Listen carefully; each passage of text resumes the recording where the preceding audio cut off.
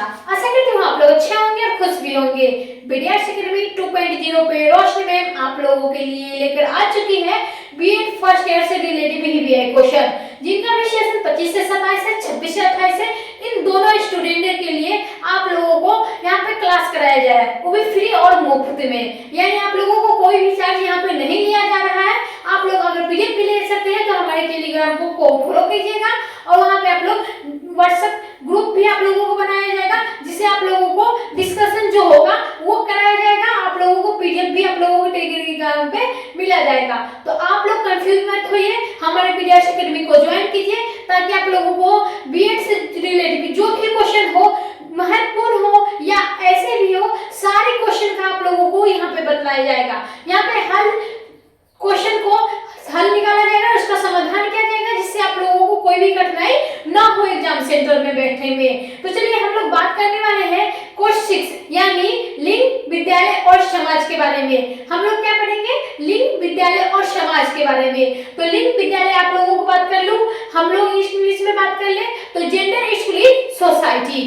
Course क्या है? तो 6 है। आप लोगों को एक क्लास में एक ही क्वेश्चन बतलाया जाएगा ताकि आप लोगों को हर जो भी हो अच्छे तरीके से समझा जाए। तो चलिए हम क्लास को स्टार्ट करते हैं। अगर आप लोगों ने अभी तक हमारे क्लास को ज्वाइन नहीं किया है तो जल्दी जाइए क्लास को ज्वाइन कीजिएगा और क्लास को लाइक शेयर जरूर ही कीजिएगा। अगर आपके साथ साथ आपके जो भी रिश्तेदार हो या रिलेशनशिप हो या आपके फ्रेंड हो, उन सारे को ये क्लास भेज दीजिएगा कि आपके साथ साथ वो भी क्लास करें। चलिए बीएड से फर्स्ट ईयर से रिलेटेड हर एक क्वेश्चन आप लोगों को, अगर आप बिहार यूनिवर्सिटी से कोई भी हो, बिहार के कोई भी जिले या कोई भी यूनिवर्सिटी से आप लोग हमारे क्लास को देख रहे हैं, तो आप लोगों को बीएड से संबंधित हर एक क्वेश्चन बतलाया जाएगा, हर एक टॉपिक पे बात करने जाएगा, जिसकी आप लोगों की आवश्यकता है, जिसकी आप लोगों की जरूरत है।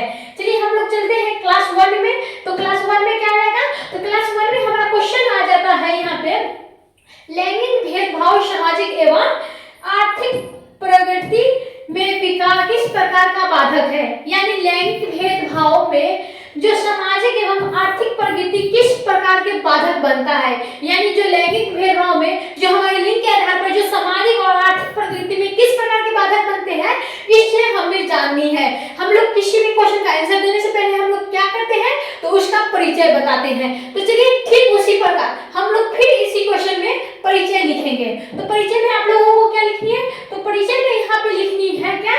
तो समाज में प्रकृति तभी संभव है जब उसके सभी सदस्य पुरुष, महिलाओं एवं अन्य जेंडर समान अवसर, अधिकार और सम्मान प्राप्त करें। यानी यहाँ पे आप लोगों को जेंडर लिखनी है, तो आप लोगों को टाइपिंग करने में थोड़ी दिक्कत हो जाती है, तो इसीलिए अक्षर इधर उधर भाग जाती है, इसलिए आप लोग कंफ्यूज जाइएगा नहीं। आप लोगों को जहाँ पे गलती होगा वहाँ पे रोशनी में आप लोगों को खुद बताएगी, जिससे आप लोगों को समझने में आसान हो जाएगी। चलिए क्या है? तो समाज में प्रकृति तभी संभव है जब उसके सभी सदस्य पुरुष, महिलाओं एवं अन्य जेंडर समान अवसर, अधिकार और सम्मान प्राप्त करें। परंतु भारतीय समाज सहित विश्व के अनेक समाजों में लैंगिक भेदभाव एक गहरी सामाजिक समस्याओं के रूप में विद्यमान है। यानी क्या है? तो ये सामाजिक समस्याओं में एक गहरी भेदभाव लैंगिक का जो है वो विस्तार है। यहाँ पे भेदभाव जन्म से लेकर शिक्षा, स्वास्थ्य, रोजगार, वेतन, निर्णय निर्माण और नेतृत्व तक दिखाई देते हैं। क्या देते हैं? तो यहाँ पे जो जन्म यानी लिंग से संबंधित जो भी बातें हो, तो यहाँ पर क्या कहते हैं? भेदभाव जन्म से ही किया जाता है। लड़का लड़की है तो भेदभाव जन्म से ही उसके हो जाता है शुरू। तो शिक्षा में भी, स्वास्थ्य में भी, रोजगार में भी, वेतन में भी और निर्णय निर्माण में भी वहाँ पे भेदभाव किया जाता है। तो आप लोग जान चुके हैं कि परिचय हमें किस प्रकार डालनी है। तो परिचय में आप लोगों को बस इतनी ही नहीं, आगे और भी जानी है। अगर आप लोगों को बस एक ही 2-4 लाइन नहीं लिख देनी है, कोई भी परिभाषा, कोई भी जो परिचय हो, कोई भी बात हो, विशेषता है, प्रमुख है, कारण हो, दृष्टिकोण हो, जो भी हो, आप लोगों को मैं बताती हूँ वैसे ही ठीक वहाँ पे लिखिएगा, ताकि आप लोगों को ऐसा नहीं कि रामायण लिख देना है वहाँ पे अच्छा ले आना है। क्वेश्चन का आंसर लिखने का भी तरीका होता है, वही तरीका मैं आप लोगों को यहाँ पे सिखाने वाली हूँ। तो आप लोग उसी प्रकार से लिखिएगा, ऐसा नहीं कि रामायण भारत का वहाँ पर लड़ाई करके चला आइएगा। चलिए अब हम लोग क्या करेंगे? तो लैंगिक भेदभाव में केवल किसी एक वर्ग को नुकसान पहुंचता है। क्या पहुंचता है? तो किसी एक वर्ग को ही नुकसान पहुंचता है बल्कि पूरे समाज की सामाजिक और आर्थिक प्रगति को अवरोध करता है। जब आधी आबादी की क्षमताओं को समुचित उपयोग नहीं हो पाता है तब विकास की गतिशीलता धीमी हो जाती है। क्या हो जाती है? जब आधी आबादी की क्षमताओं को समुचित उपयोग नहीं होता है, यानी क्षमताएं नहीं आगे बढ़ेंगी, तो हमारा देश कैसे विकास करेगा? हमारे देश में कैसी जो है गति विकसित करेगी? वो धीमी तो होगी ना। इसीलिए आप लोगों को कहते हैं कि हमारे गांव जो भी बिहार के नागरिक हो, भारत के नागरिक हो, उसे सब कुछ शिक्षा, स्वास्थ्य, रोजगार, निर्णय या आप लोगों को नेतृत्व कोई भी फैसला हो वो दोनों मिलकर ही करें। यानी हमारे जो स्त्री पुरुष दोनों होंगे, अगर हमारे भारत के विकास कर रहे हैं तो यह हमारे लिए अच्छी है। अगर हमें उनको जो क्षमताओं को आगे बढ़ने ही नहीं देंगे तो हमारे भारत विकास कैसे होगी? नहीं होगी। चलिए, अब हम लोग जान चुके हैं परिचय। अब हम क्या जानेंगे? परिभाषा। आप लोगों को परिभाषा में आप लोगों को यहाँ पे बताई जाएगी किसके अनुसार? तो लैंगिक भेदभाव के आशय के परिभाषा किसी भी व्यक्ति के साथ उसके लिंग, पुरुष, महिला या आने वाले आधारों पर असमान व्यवहार करना, अवसरों से वंचित करना या अधिकारों से भेद करना। क्या? अवसरों के असमान व्यवहार पर अवसरों से वंचित करना या अधिकारों में भेदभाव करना।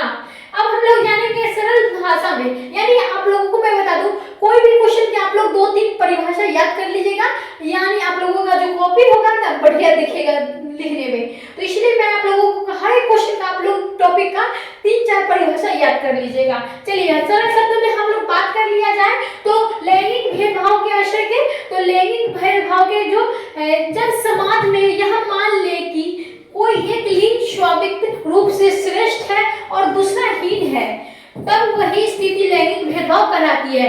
यानी क्या होती है? तो हम लोग यहाँ पे पुरुष के लेकर बात कर लें तो पुरुष के लिंग जो है स्वाभाविक रूप से श्रेष्ठ है और दूसरा क्या है? तो स्त्री को हीन, तब वही स्थिति लैंगिक भेदभाव कहलाती है। यानी हमें हीन नजर से देखी जाती है स्त्री को और पुरुष को क्या देखी जाती है? स्वाभाविकता श्रेष्ठ से देखी जाती है। इसीलिए क्या कहलाता है यहाँ पे? तो लैंगिक भेदभाव कहलाता है। अब हम लोग चलते हैं डायग्राम। आप लोगों को आज मैं सबसे पहले डायग्राम ही बताने वाली हूँ। आप लोगों को परिचय बतलाया गया है, परिभाषा बतलाया गया, अब मैं डायग्राम। आप लोग जानते ही हैं कि रोशनी मैम आप लोगों को हर एक वीडियो में लास्ट में डायग्राम बताती है, लेकिन मैं आप लोगों को पहले ही आज डायग्राम बनाने वाली हूँ।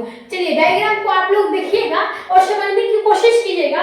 कहीं भी दिक्कत हो तो कृपया हमें कमेंट जरूर कीजिएगा। चलिए, लैंगिक भेदभाव का 2 भागों में बांट दिया गया है, यानी लैंगिक भेदभाव के कितने भागों में बांट दिया गया है? तो एक बांट दिया गया है सामाजिक बधाई में, दूसरा है आर्थिक बधाई में। अब हम सामाजिक भेदभाव में हम क्या देखेंगे? तो शिक्षा में और समानता, यानी स्वास्थ्य की अपेक्षा, निर्णय में कमी। क्या हमारी जो सामाजिक बधाई में आ जाती है?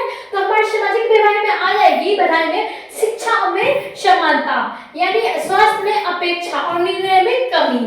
अब हम लोग आर्थिक बधाई में हम लोग देख सकते हैं, तो आर्थिक बधाई में क्या आती है? रोजगार में भेदभाव, वेतन असमानता, श्रम शक्ति में हानि, यानी श्रम शक्ति में हानि। तो ये दोनों को मिलकर क्या आ जाएगा? तो हमारा एक जो बनेगा समाज की समग्र प्रकृति का अवरोध। क्या बनेगा? तो हमें सामाजिक और आर्थिक को मिलाकर एक जो बनेगा वो क्या बनेगा? तो समाज की समग्र प्रकृति में अवरोध बनेगा। तो आप लोग समझ गए हैं डायग्राम? आप लोगों को डायग्राम कैसे लिखी है तो आप लोग हमारे कमेंट में जरूर ही बताइएगा। अगर आप लोग डायग्राम नहीं बनाते हैं तो आप लोगों का 4 से 5 नंबर कट जाएगा। अगर आप लोग डायग्राम बनाते हैं तो आप लोगों को 2-3 काम हो जाएगा, यानी कॉपी बढ़िया से दिखने में लगेगा, डायग्राम आप लोगों को यहाँ पे हर कुछ दर्शा देगा, आप लोगों को कॉपी भी कवर होगा। चलिए, आप लोगों को डायग्राम तो बतलाया गया, अब हम क्या जानेंगे? तो अब हम लोग जानेंगे लैंगिक भेदभाव द्वारा सामाजिक प्रकृति में उत्पन्न बधाई कैसे होती है। तो हमारे सामाजिक प्रकृति में जो उत्पन्न बधाई होती है वो होती है शिक्षा के क्षेत्र में भी। पहला पॉइंट आप लोगों को पहला पॉइंट समझाया जा रहा है, शिक्षा क्षेत्र में बाधा किस प्रकार की होती है? तो सामाजिक प्रकृति में उत्पन्न जो बाधाएं होती है उसके बारे में हम लोग बात कर लेते हैं, वो भी लैंगिक भेदभाव के आधार पे। बाधाएं जो लड़कियों को शिक्षा को आज भी कई क्षेत्रों में प्राथमिकता नहीं दी जाती है।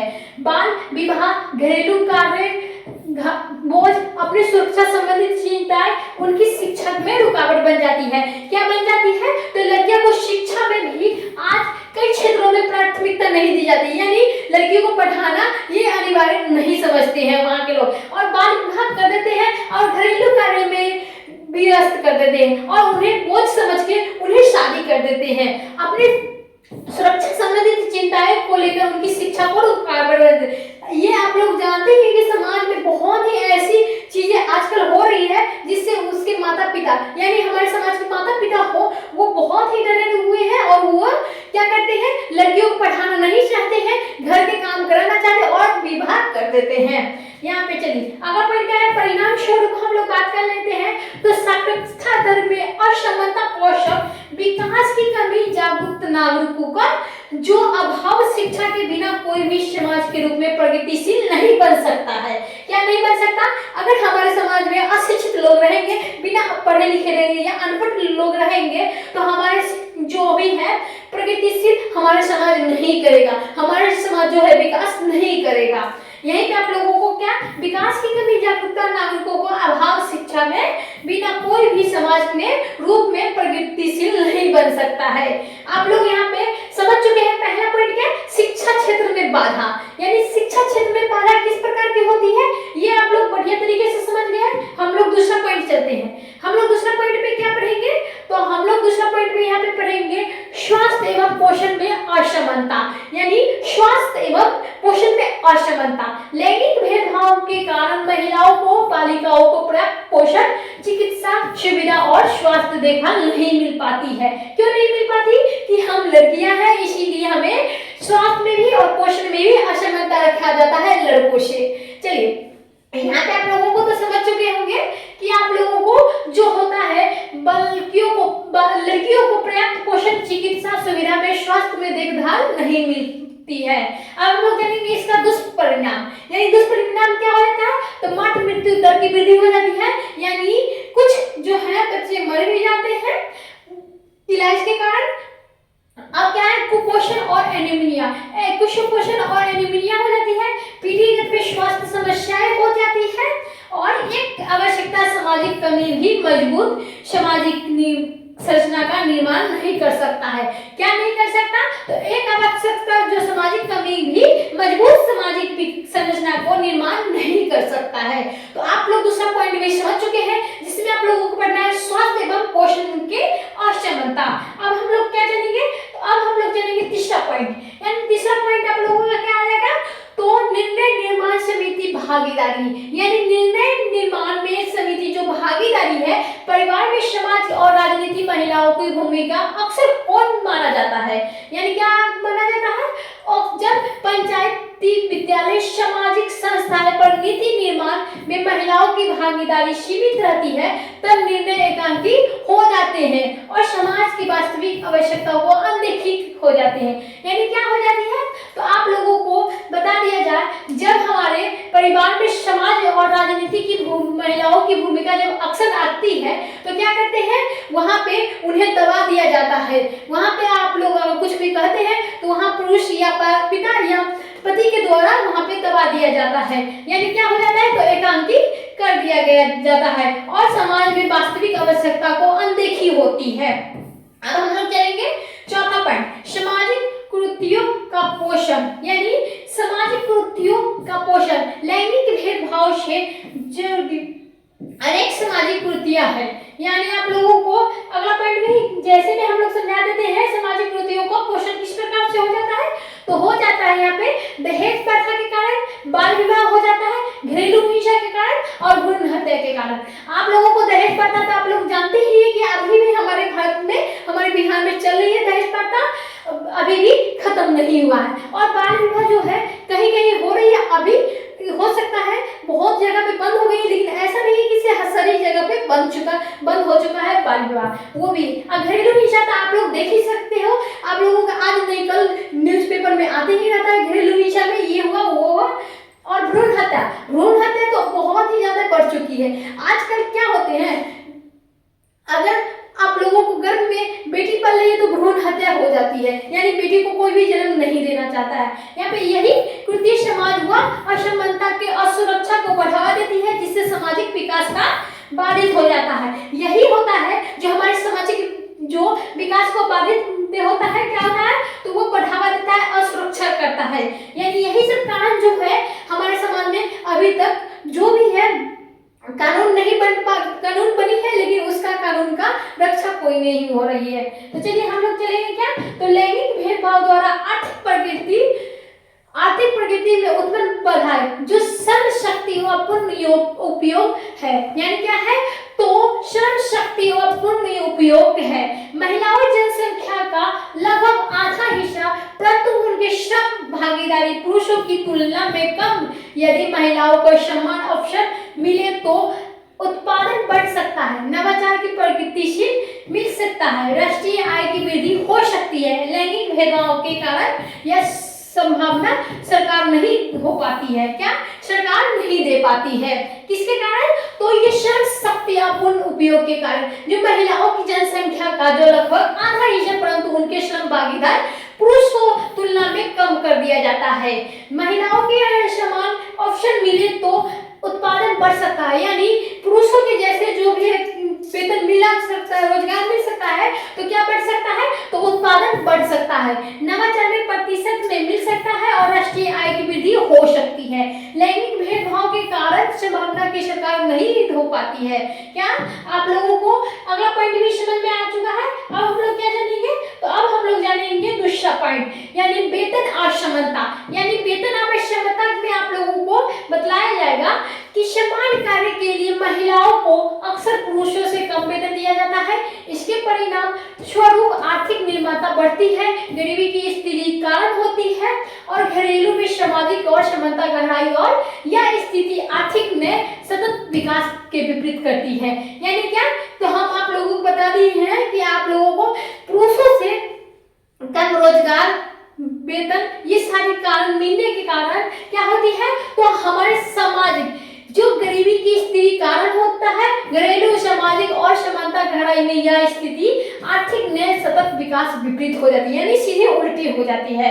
यानी अगला पॉइंट क्या है, अधुनिक एवं कौशल विकास में बाधा।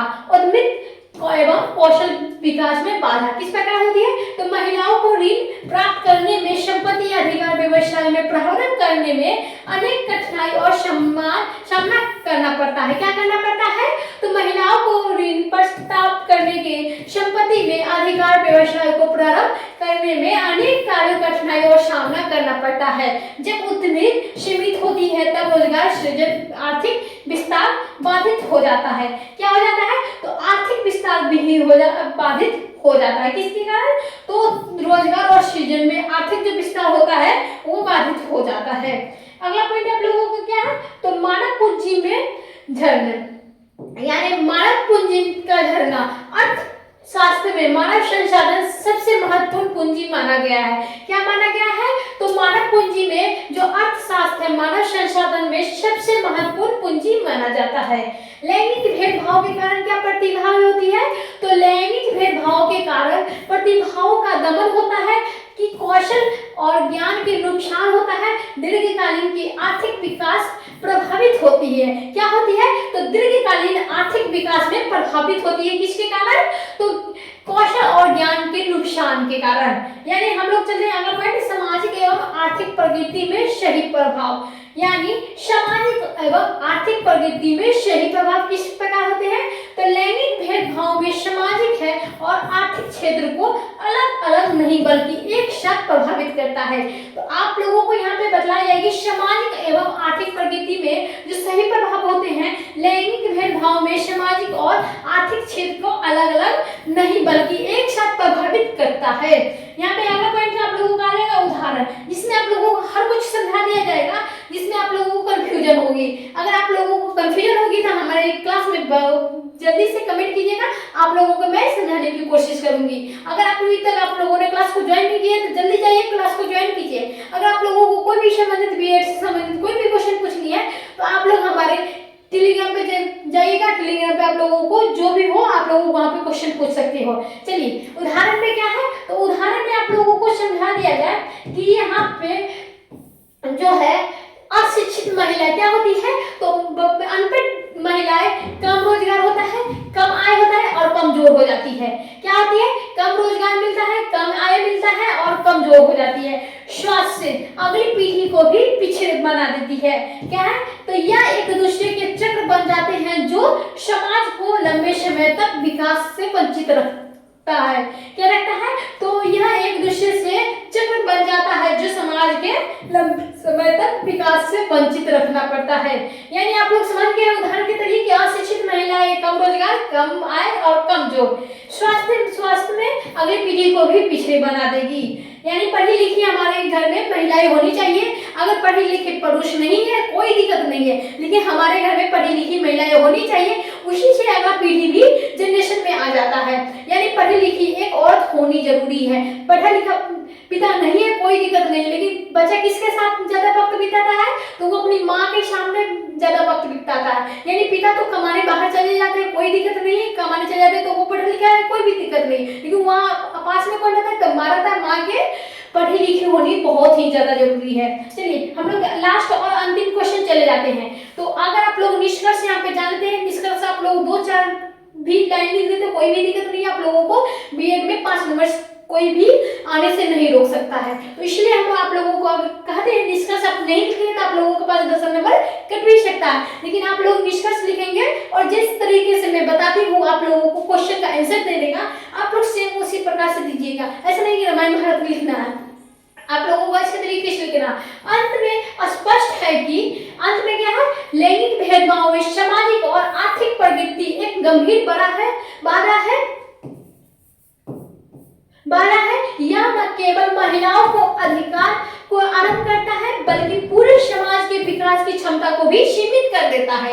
क्या कर देता है? तो ये महिलाओं को अधिकार का आरंभ नहीं बल्कि पूरे समाज की क्षमताओं को सीमित कर देता है। सच्ची प्रगति तथा संभव जब शिक्षा, स्वास्थ्य और रोजगार सामान्य हो, निर्णय निर्माण, स्त्रियों जेंडर की भागीदारी हो, सामाजिक सोच में सकारात्मक परिवर्तन आए। लैंगिक समानता कोई विशेष सुविधा नहीं बल्कि सतत सामाजिक एवं आर्थिक विकास के अनिवार्य शर्त है।